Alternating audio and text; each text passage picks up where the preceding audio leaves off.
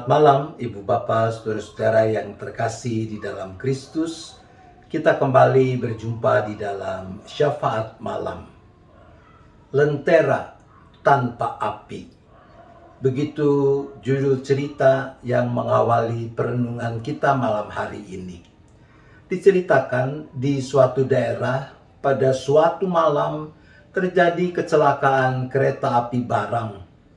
Di satu titik kereta itu terguling. Untung tidak ada korban jiwa. Maka dilakukanlah pemeriksaan untuk menemukan penyebab terjadinya kecelakaan kereta api tersebut. Ditemukan bahwa kereta itu terguling karena ada bagian rel yang rusak. Tapi seharusnya kecelakaan itu bisa dihindari kalau saja petugas penjaga rel melakukan tanggung jawabnya, yaitu melambai-lambaikan lentera merah ketika kereta api itu akan melintas. Maka dilakukanlah pemeriksaan atas diri penjaga rel ini. Oleh petugas yang memeriksa, penjaga rel ini ditanya, "Apakah kau tahu bahwa di titik itu ada rel yang rusak?" Sang penjaga rel menjawab, "Iya Pak, saya tahu kalau ada kerusakan rel di titik itu." "Nah, apa yang seharusnya kau lakukan dalam situasi seperti itu?" "Saya harus melambai-lambaikan lentera merah ketika kereta melintas supaya masinis menghentikan kereta itu." "Apakah kau sudah melambaikan lentera merah seperti yang seharusnya kau lakukan?" Dengan gemetar, bercucuran peluh, penjaga rel itu menjawab, "Sudah Pak, saya sudah melambai-lambaikan lentera merah itu." "Jawab yang jujur. Apakah kau sudah melambai-lambaikan lentera merah itu?" "Benar Pak, saya tidak berbohong. Saya sudah melambai-lambaikan lentera merah itu." Berulang pertanyaan yang sama dan jawaban yang sama terjadi. Sampai akhirnya penjaga rel itu dilepaskan. Penjaga rel itu tiba di rumah dengan wajah pucat pasi dan mengucurkan keringat dingin. Istrinya bertanya, "Bapak ini kenapa? Kan pemeriksaan sudah selesai dan memang Bapak tidak bersalah. Kenapa Bapak masih pucat dan berkeringat dingin seperti ini?" Penjaga rel ini menjawab sambil mengusap keringat di wajahnya, "Untung sang pemeriksa tadi tidak bertanya apakah aku menyalakan api di dalam lentera merah itu atau tidak. Aku memang melambai-lambaikan lentera merah itu, tapi sebenarnya aku lupa menyalakan api dalam lentera itu." Lentera merahnya sih dilambai-lambaikan, tapi apinya ternyata tidak dinyalakan. Ya, sama juga bohong. Sebab kalau apinya tidak dinyalakan, maka di kegelapan malam pasti tidak akan terlihat. Teks kita malam ini dari Hosea pasal 6 ayat 6 mengatakan, "Sebab aku menyukai kasih setia dan bukan korban sembelihan, dan menyukai pengenalan akan Allah lebih daripada korban-korban bakaran." Tuhan mengkritik bahkan mengecam Israel dan Yehuda. Bukan karena mereka abai mempersembahkan korban sembelihan dan korban-korban bakaran. Bukan karena mereka lalai melakukan upacara-upacara. Melainkan karena mereka menganggap bahwa asal sudah melakukan upacara, asal sudah mempersembahkan korban, beres sudah urusan mereka dengan Tuhan. Maka Tuhan menegaskan apa yang Ia inginkan, kasih setia dan pengenalan akan Allah. Apa yang mereka perbuat, yang Israel dan Yehuda perbuat, sama seperti yang dilakukan penjaga rel dalam cerita kita.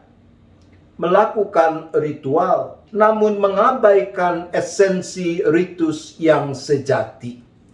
Jangan sampai kita ternyata melakukan hal yang sama, melambai-lambaikan lentera, tetapi tidak menyalakan api di dalamnya. Suatu kesia-siaan. Mari dengan tekun kita melakukan ibadah sejati yang berkenan kepada Tuhan, mewujud nyatakan kasih setia dan pengenalan akan Allah dalam keseharian hidup, dalam perjumpaan dengan orang-orang di sekitar, di rumah, di tempat kerja, di gereja, dimanapun kita berada. Jangan sampai lentera kita lambaikan, tapi tanpa api menyala di dalamnya. Tuhan menolong kita. Amin. Mari kita berdoa. Bapa di sorga, kami mohon ampun kalau di sana sini kami suka berpikir bahwa relasi dengan Tuhan sudah beres, asalkan kami sudah melakukan, menjalani ritus-ritus keagamaan. Tuhan, kasihanilah kami, ampunilah kami.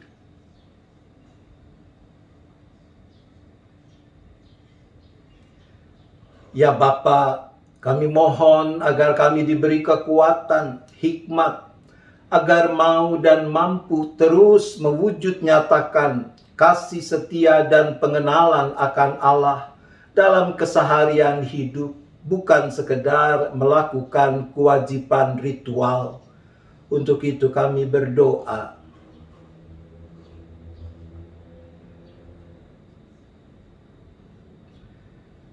Bapa, kami terus berdoa bagi umat manusia di seluruh muka bumi, termasuk di negara kami. Kami yang sedang menghadapi pergumulan berat karena pandemi yang belum juga usai. Tentu kami bersyukur dengan telah ditemukannya beberapa vaksin untuk mengatasi virus COVID SARS-2 yang menyebabkan terjadinya pandemi ini. Bapa berkenan untuk menguduskan, menyempurnakan vaksin-vaksin itu agar boleh menjadi sarana yang baik yang hidup dalam tangan Tuhan untuk mengatasi pandemi ini. Kami juga tetap berdoa bagi mereka yang terinfeksi, yang masih harus terus mengalami perawatan, pengobatan, menjalani isolasi baik secara mandiri maupun di rumah, di dalam proses untuk pemulihan kesehatan mereka. Bagi mereka semua kami berdoa.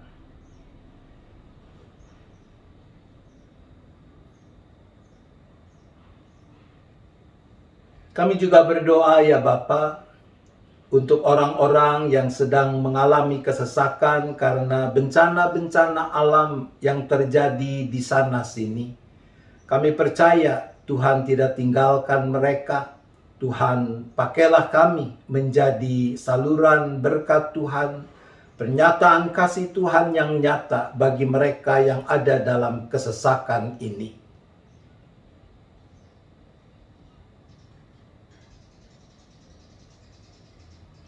Bapa, kami juga berdoa untuk kebaktian-kebaktian yang akan diselenggarakan esok hari, baik yang sudah diselenggarakan on-site secara langsung, maupun yang masih diselenggarakan secara online. Kiranya Tuhan yang boleh memakai kesempatan kebaktian-kebaktian itu sebagai sarana untuk meneguhkan iman, pengharapan, penyerahan, dan membangun kesetiaan kami untuk tetap menjadi umat Tuhan.